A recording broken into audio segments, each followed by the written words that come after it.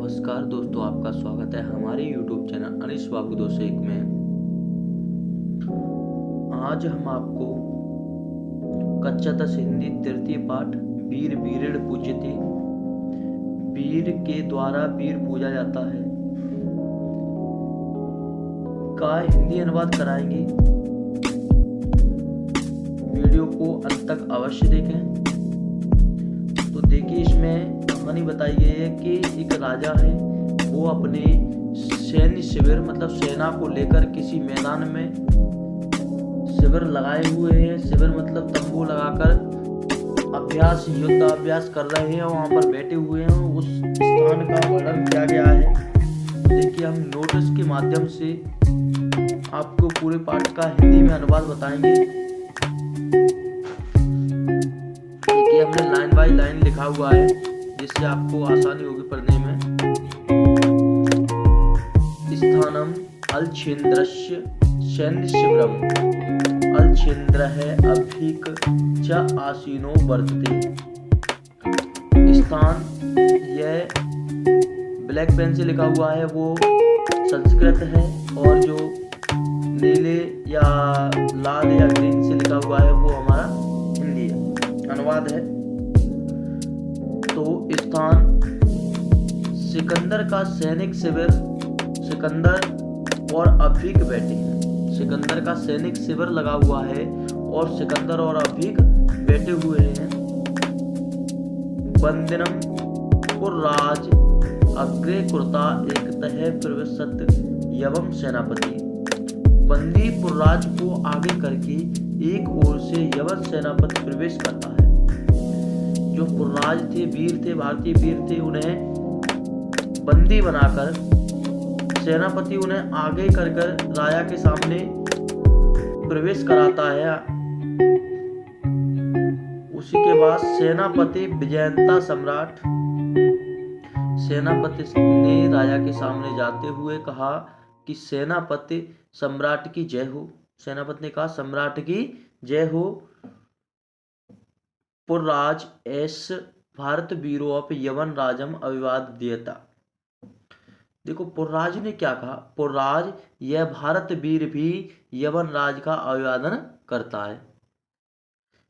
पुरराज जो बंदी थे, उन्होंने कहा, यह भारत वीर भी यवन राज का अभिवादन करता है।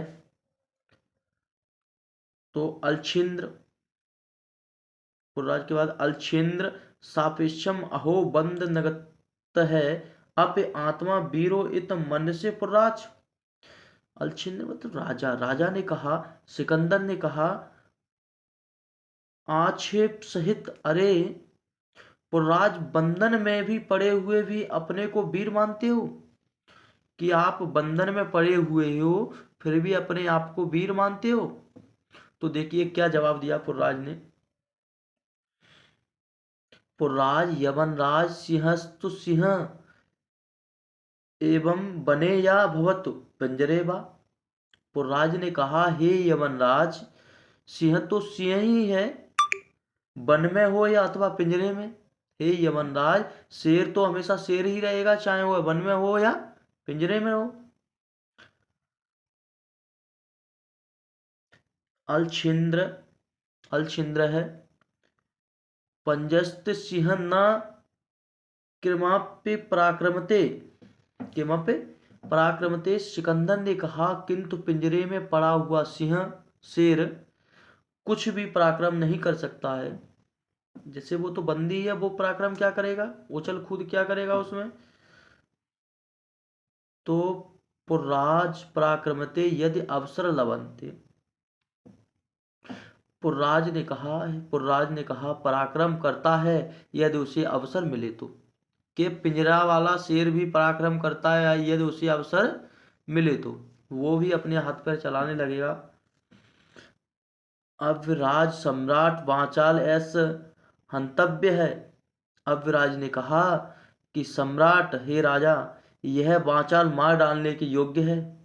सेनापति आदेश सत्य सम्राट, सेनापति ने कहा, सेनापति सम्राट आज्ञा दें, हे राजा आज्ञा दें। अलछिन्द्र अथ मम मैत्री संदेह अस्वीकारणे तब किम अभित तम आसीत पुर्राज।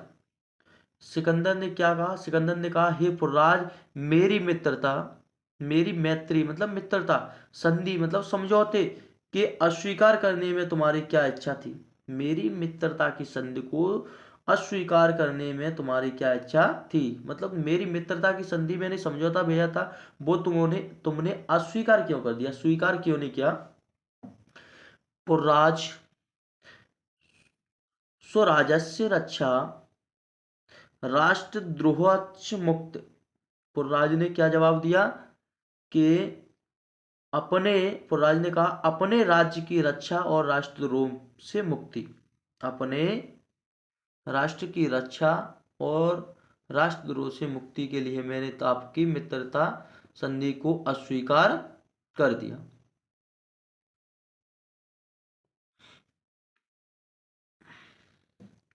मुक्ति अलछिन्न मैत्री कर लो आप राष्ट्रद्रोह। सिकंदर ने कहा, मित्रता करने में भी राष्ट्रद्रोह, मतलब किसी से मित्रता करने में, दोस्ती करने में कैसा राष्ट्रद्रोह है? तब पुर्राज ने कहा, पुर्राज आम राष्ट्रद्रोह यवन राज एकम दूध भारतम राष्ट्रम बह्यून चात्र राज्यानि बहवस्य शासका त्वं मैत्री संदना तान विजय विभज्य भारत जैतुम इच्छास अभ्यिकचास प्रथम प्रत्यक्षम प्रणाम।